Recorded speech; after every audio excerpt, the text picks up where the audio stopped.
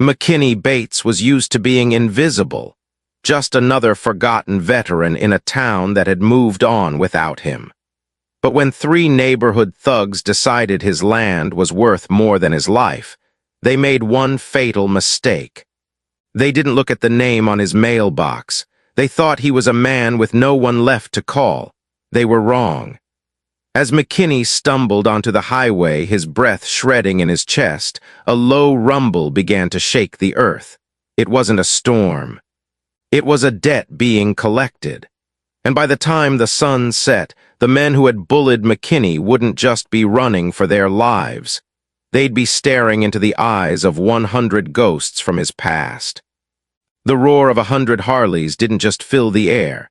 It claimed the earth, a rhythmic, bone-deep thrum that announced the arrival of a reckoning.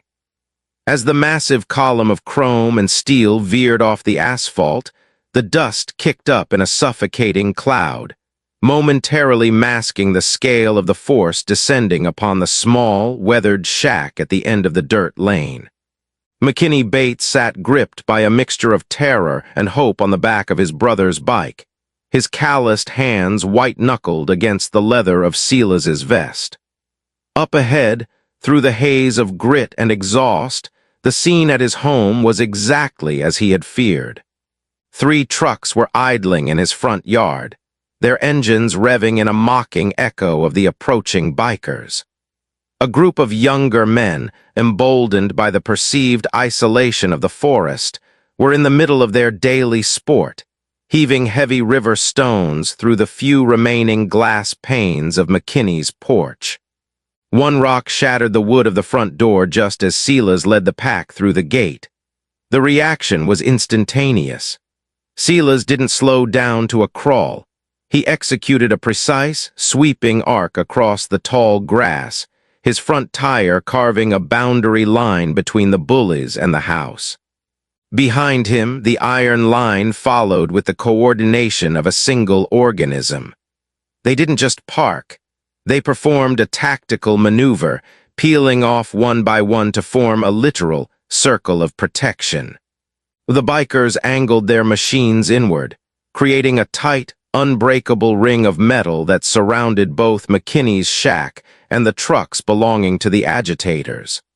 Then, as if on a silent cue, every rider flicked their high beams to the maximum setting.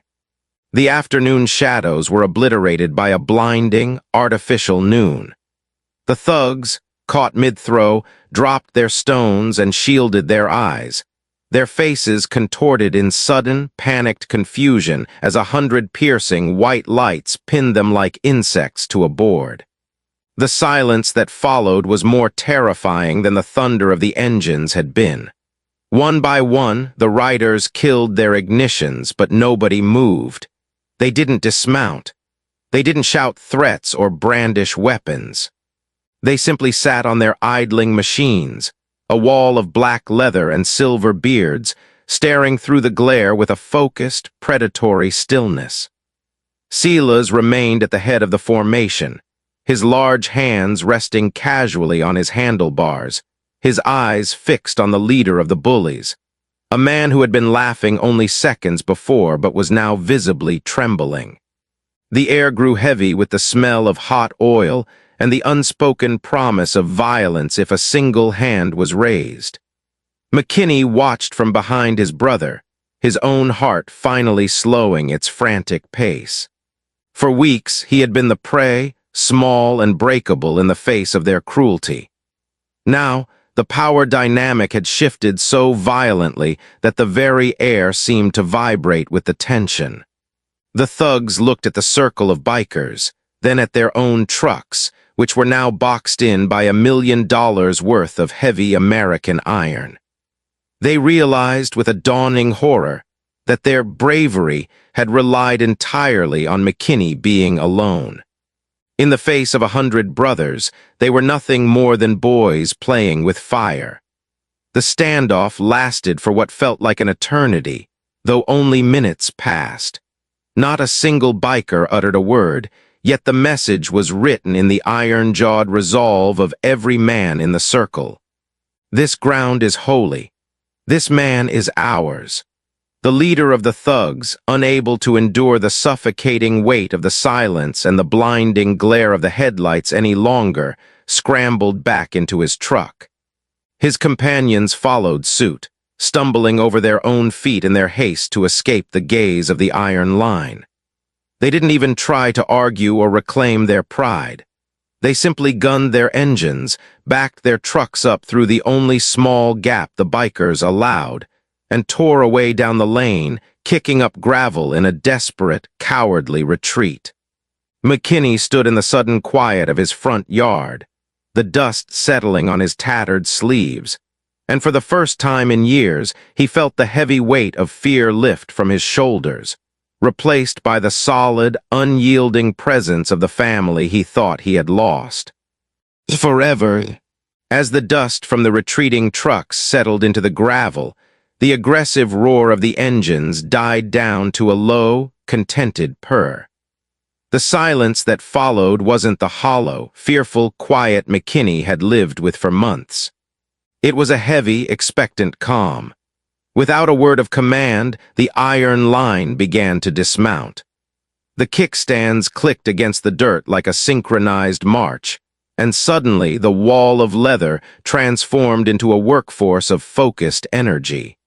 These men, whom society often viewed with apprehension, moved with a surprising, practiced grace as they assessed the damage to the small shack. The restoration began under the glow of work lights pulled from saddlebags and the steady beams of parked Harleys. The sound of breaking glass was replaced by the rhythmic rasp of scrapers and the steady beat of hammers. One group of riders set to work stripping the hateful graffiti from the wooden siding, their tattooed arms moving in blurred motions as they reclaimed McKinney's dignity from the paint. Another crew carefully measured the empty window frames, replaced shattered panes with fresh glass they had seemingly conjured from their support vehicles, and secured the latches. McKinney stood on his porch, watching in a daze as his world was put back together. The house, which had felt like a crumbling tomb only hours ago, began to breathe again. The air, once thick with the scent of fear, now smelled of fresh pine, sawdust, and the metallic tang of oil, the sense of a brotherhood at work. As the night deepened, the repair work gave way to a quiet vigil. A small fire was built in the yard, its embers dancing toward the stars. Silas walked up the porch steps, his heavy boots echoing on the newly reinforced boards. He looked at McKinney, seeing not just a broken old man, but the brother he had left behind in the pursuit of his own path. Silas reached for the brass buttons of his own heavy leather vest, the cut that bore the colors of the iron line and 30 years of his own history. With a solemnity that silenced the few riders still talking by the fire, Silas peeled the vest from his shoulders and draped it over McKinney's frail frame. The leather was warm from Silas's body and heavy with the weight of its patches. It was more than a garment. It was a suit of armor. Silas rested a massive, scarred hand on McKinney's shoulder and leaned in, his voice a low rumble that carried the weight of a blood oath. He promised that he would always return, and that from this day forward, any shadow that crossed this threshold would have to answer to the entire iron line.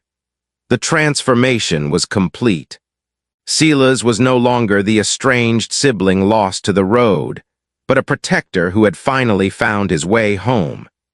McKinney stood tall, the oversized vest hanging low, but his spirit finally unburdened. The neighbors, watching from behind their curtains, no longer saw a crazy hermit and a gang of outlaws. They saw a family forged in chrome and fire. It was the ultimate proof that sometimes the family we find is the one destiny sends running toward us, crying for help when we least expect it, or arriving with 100 engines to turn a tragedy into a triumph. As the first light of dawn began to gray the horizon, the brothers sat together